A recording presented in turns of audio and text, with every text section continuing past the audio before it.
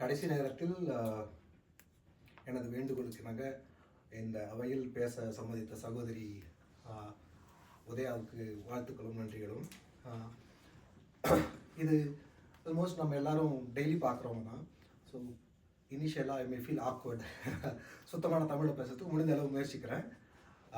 தவறுகள் இருந்து சுட்டிக்காட்டுங்கள், திருத்திக் கொள்கிறேன். ஸோ இந்த துவக்க உரை அப்படின்றத ஒரு ட்ரெடிஷனாக எடுத்துன்னு பார்க்காம ஒரு 3 வினாக்கள், அந்த 3 வினாக்களுக்கான பதில் அப்படி இதை கட்டமைச்சிருக்கிறேன். இந்த தமிழ் வாசகர் வட்டம் அப்படின்றது ஏன் இப்போதைக்கு தேவை? ஃபஸ்ட்டு கொஸ்டின், ஏன், why this is needed. Second, இது நீடட்னா இங்கே நான் என்ன பண்ண போகிறேன், ஸோ நாம் என்ன பண்ண போகிறோம் அப்படின்றது. தேர்ட் கொஸ்டின், இது எதுக்கு, நான் என்ன பண்ண போகிறேன், எப்படி பண்ண போகிறோம். இந்த 3 கொஸ்டின்ஸ்க்கு நம்ம ஆன்சர் பண்ணுவோம். இந்த கூட்டம் ரொம்ப சின்னது தான், ஆனால் இதில் வந்திருக்கவங்களோட எண்ணங்கள் ரொம்ப பெருசு. ஸோ அதனால் நான் இதை ஒரு சின்ன கூட்டமாக நான் பார்க்கவே இல்லை. நம்மளோட வெற்றி இதில் நல்லா தெரியுது. நம்ம போக வேண்டிய ஒரு முதூரம் இருக்குது. ஸோ ஃபஸ்ட்டு முதல் கேள்வி, இது ஏன், இந்த வாசகர் வட்டம் அப்படின்றது இப்போ எதுக்கு நமக்கு தேவை அப்படின்னு பார்த்தோம்னா, சாதாரணமாக நம்ம பார்த்த தமிழ் காப்பியங்கள் எல்லாத்துலேயுமே பொதுவாக சொல்லியிருப்பாங்க. ஔவையார் எண்ணெழுத்தி எழில், எண்ணம் எழுத்தும் கண்ணெனத்தகும். அப்புறம் திருவள்ளுவர் எண்ணென்ப ஏனை எழுத்தென்ப கண்ணென்ப இவ்விரண்டும் கண்ணென்ப வாழும் உயிருக்கு. ஸோ எண் எழுத்து நமக்கு ரொம்ப முக்கியமான ஒரு விஷயம். எண் எழுத்து அப்படின்றது ஒரு நம்பரையோ இல்லை லெட்டர்ஸையோ குறிக்கல, எண்ணும் எழுத்தும் கலந்த அறிவு, இதுதான் எண் எழுத்து. ஸோ நாம் பார்க்குற எந்த ஒரு விஷயமே, அறிவு சார்ந்த விஷயங்கள் எல்லாமே பார்த்தீங்கன்னா ஒன்று எண் சம்மந்தப்பட்டதாக இருக்கும், இல்லைனா வார்த்தை சம்மந்தப்பட்டதாக இருக்கும், எழுத்து சம்மந்தப்பட்டதாக. அப்போ அந்த எண்ணும் எழுத்தும் தான் நமக்கு கண். ஒருவேளை இந்த விஷயங்களை நம்ம ஒழுங்காக தெரிஞ்சுக்கணும்னா என்ன ஆகும் அப்படின்னா, இதுக்கு நம்ம ஒரு சின்ன பேக் ட்ராவல் பண்ணும். ஒரு 30 இயர்ஸ்க்கு முன்னாடி நமக்கு அறிவுக்கான ஒரு சோர்ஸஸாக நமக்கு என்னெல்லாம் இருக்கும் அப்படின்னா, ஒன்று படிப்பு அறிவு எப்படி கிடைக்கும் அப்படின்னா, செய்தித்தாள் படிப்போம், புத்தகங்கள் படிப்போம், வேறு என்னென்னலாம் கிடைக்குமோ அது எல்லாத்தையும் படிப்போம். அப்படி படிக்க முடியாதவங்க கேட்போம், அறிவாளிகள், அறிஞர்கள் அவர்களோட பேச்சுக்களை கேட்போம். அதை கேட்டு நம்ம நாலேஜை வளர்த்துக்கணும். இப்போது நான் சின்ன வயசில் கேட்ட ஒரு விஷயங்களை சொல்கிறேன். ஒரு தலைவர் அவர் ஒரு கூட்டத்தில் பேசுகிறாரு, நிறைய பேசுகிறாரு. ஆனால் நான் ஒரு குறிப்பிட்ட பகுதியை மட்டும் சொல்கிறேன். அந்த குறிப்பிட்ட பகுதி நம்ம எப்படி உள்ளே எடுத்துன்னு வருது, அறிவை கொடுக்குது அப்படின்றது தெரியும். ஒரு நிமிஷம்.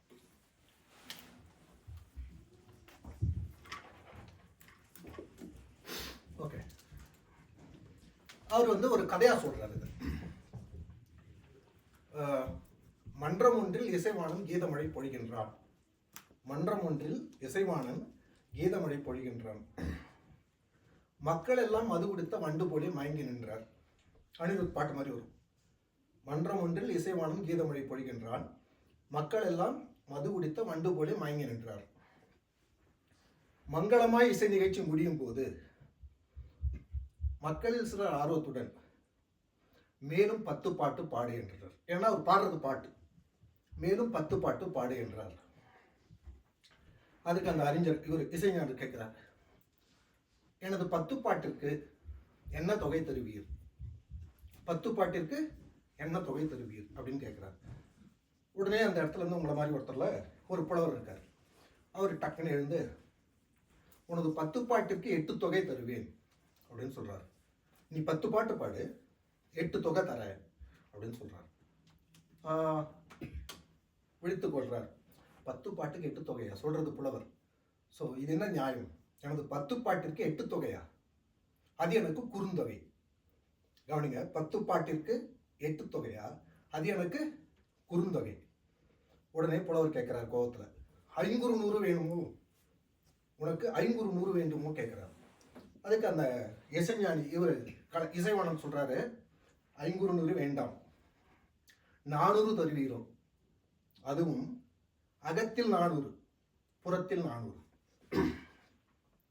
புறத்தில் 400 புற 400, அகத்தில் 400 அகன 400, புற 400 காசோலையில் 400, அக 400 கருப்பில் 400.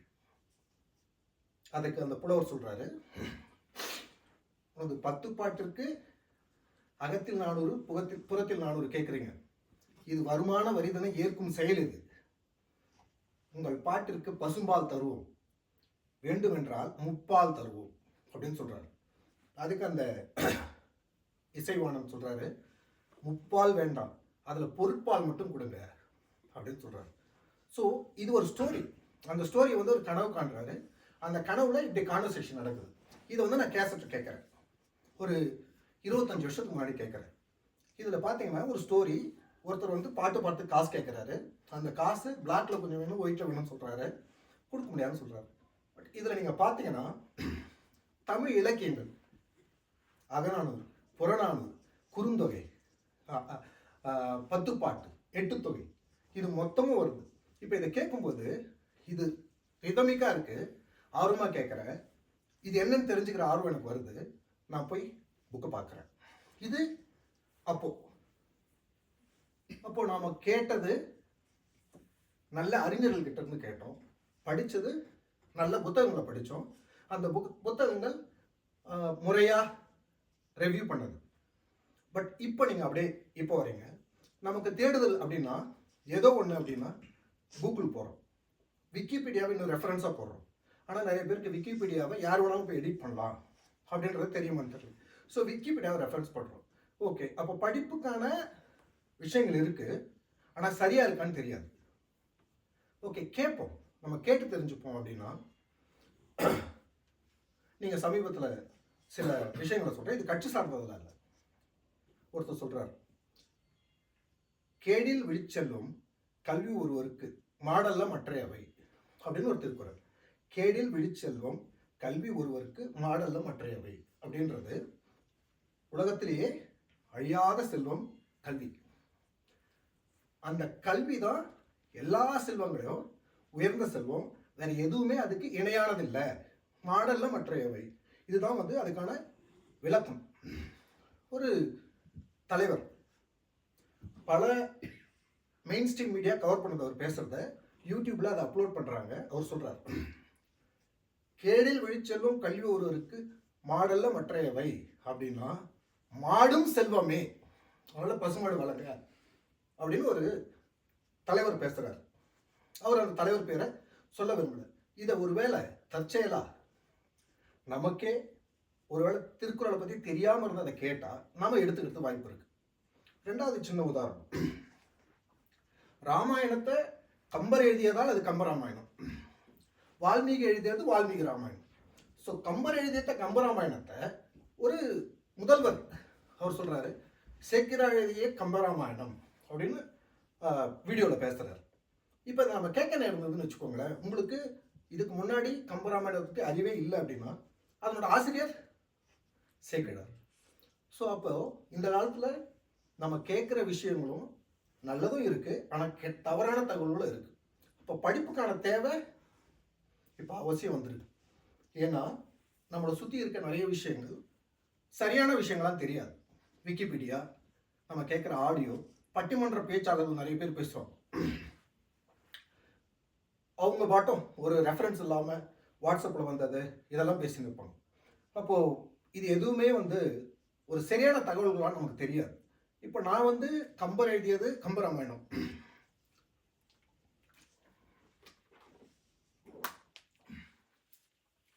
இதுக்கு காரணம் எனக்கு எப்படின்னா ஏதோ ஒன்று படிச்சிருக்கேன், அப்போ சொல்றது தவறுன்னு எனக்கு தெரியுது, அப்போ நாம் படிக்கணும்.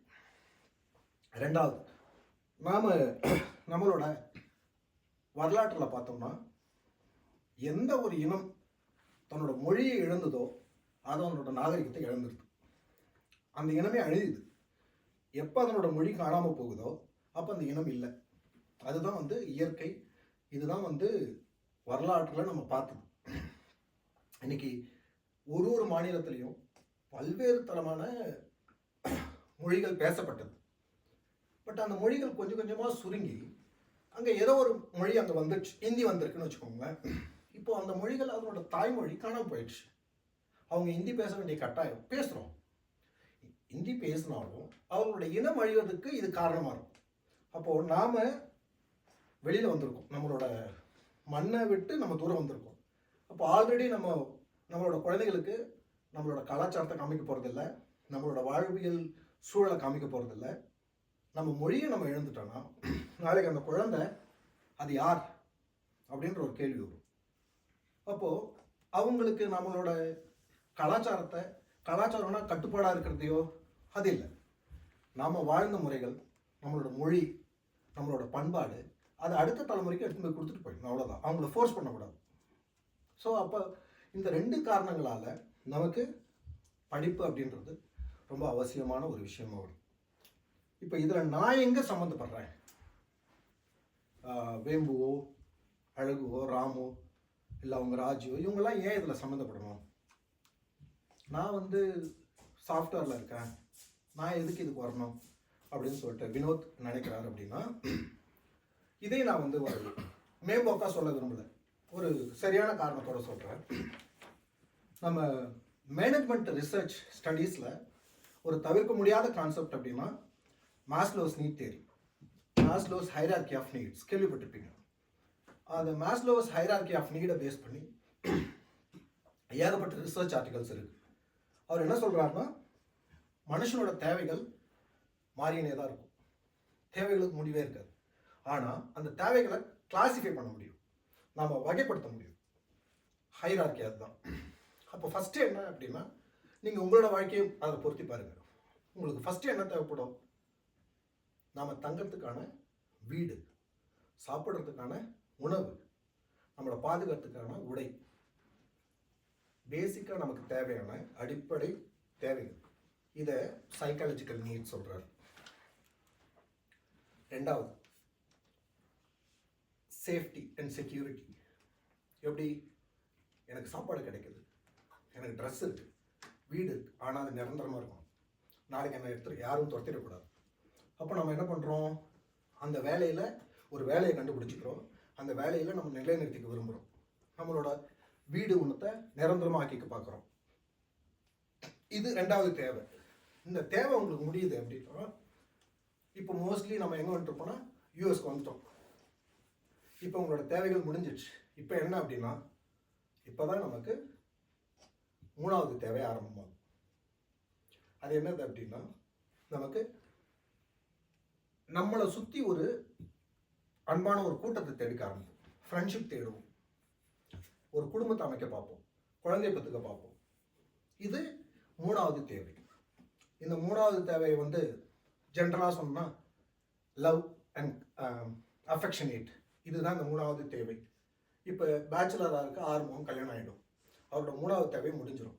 இப்போ 3வது தேவை முடிஞ்சவருன்னு வேலை இருக்குது, வீடு இருக்குது, குடும்பம் இருக்குது, இதோட அவரோட தேவைகள் முடிஞ்சிடும்னா முடியாது.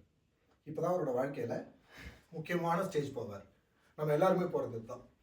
என்னது அப்படின்னா எஸ்டீம் நீட்ஸ். எஸ்டீம் நீட்ஸ்னால், நான் எல்லாத்தையும் முடிச்சிட்டேன், இப்போது இந்த சமூகத்துக்கு என்னை காமிக்கணும், நான் ஒரு சக்ஸஸ்ஃபுல் பர்சன், எனக்கு மரியாதை கொடுங்க, எனக்கு இந்த திறமை இருக்குது, எனக்கு மரியாதை கொடுங்க. அப்போ இதை நம்ம செய்ய ஆரம்பிப்போம். இதனோட வெளிப்பாடு தான் எனக்கு டான்ஸ் ஆட தெரியும் போய் டான்ஸ் ஆடுறது, எனக்கு கிரிக்கெட் ஆட தெரியும் கிரிக்கெட் ஆட காமிக்கிறது, எனக்கு பேச தெரியும் பேசுறது, ஒரு நல்ல கார் வாங்குறது, நம்மளோட வாழ்க்கையை அடுத்த லெவலில் மற்றவங்களோட மரியாதையை பெறுறதுக்காக செய்கிறது. இதுதான் முக்கியமான கட்டம். இந்த எஸ்டீம் நீட்ஸ் யாராலும் தப்பிக்கவே முடியாது. நாம் இது எல்லாருமே செய்வோம். ஏன்னா நீங்கள் நாளைக்கு உங்களோட அலுவலகத்திலேயே ஒரு உயர் அதிகாரியாக வரலாம். அப்போ உங்கள் கீழே இருக்க டீம் கிட்ட நீங்கள் பேச வேண்டியிருக்கும். இதுதான் இந்த எஸ்டீம் நீட்ஸ். உங்களோட ஒரு மேனேஜராக உங்கள் கீழே ஒர்க் பண்ணுறவங்க மதிக்கணும். அப்போ அதை மதிக்கிறதுக்கு உங்களுக்கு ஏதோ ஒரு விஷயம் தேவை இல்லையா? அதுதான் அந்த அறிவு. அந்த அறிவு இல்லைன்னா, இப்போ நான் மேற்கோள் காட்டிய 2 விஷயங்கள், அவங்க தன்னை ஜெயிச்சு ஒருத்தர் சிஎம் ஆகும், ஒருத்தர் ஒரு பெரிய கட்சிக்கான தலைவராகவும் இருக்கார். ஆனால் அவங்கள வெளிக்காமிக்கும் போது அவங்க ஒன்று ஜோக்கர் ஆகுறாங்க, இல்லை எனக்கு நான் முன்னாடி பேசின ஒருத்தர் அறிஞர் ஆகுறார். ஸோ அவங்களோட அறிவு அவங்கள அறிஞராகவோ இல்லை ஜோக்கராகவோ காமிக்கிறதுக்கு வாய்ப்பு. இப்போ நாம் அந்த ஸ்டேஜில் தான் இருக்கும். இப்போ நான் இங்கே வந்து நின்று பேசுகிறேன். இங்கே பேசும்போது பேச முடியாமல் தப்பு தவறமாக பேசணும்னா சிரிப்பீங்க. அப்போது என்னோடய முயற்சியில் நான் தோக்குறேன். அதுக்கு காரணம் எனக்கான அறிவு குறைவு. நான் படிக்கிறேன், நான் தெரிஞ்சுக்கிறேன், என்னால் இதை சந்திக்க முடியும், இந்த சூழ்நிலையை என்னால் ஹேண்டில் பண்ண முடியும், இந்த கான்ஃபிடென்ஸ் எனக்கு கொடுக்குது. அப்போ நான் இங்கே வந்து பேசுகிறேன். இதை பேசும்போது அட்லீஸ்ட் இதில் இருக்க ஒருத்தருக்காவது என்னை அப்ரிஷியேட் பண்ணணும்னு தோணும். என்னோட எஸ்டீம் நீட்ஸ் சாட்டிஸ்ஃபை ஆகுது. அப்போ இதுக்கு அந்த அறிவு தேவை. அப்போ உங்களுக்கு புரியணும், நான் சாஃப்ட்வேர் இன்ஜினியராக இருக்கலாம், வேற யாரோ ஒருத்தராக இருக்கலாம், ஆனால் அறிவு என்னோட 3வது 4வது நீட்ஸில் வருது.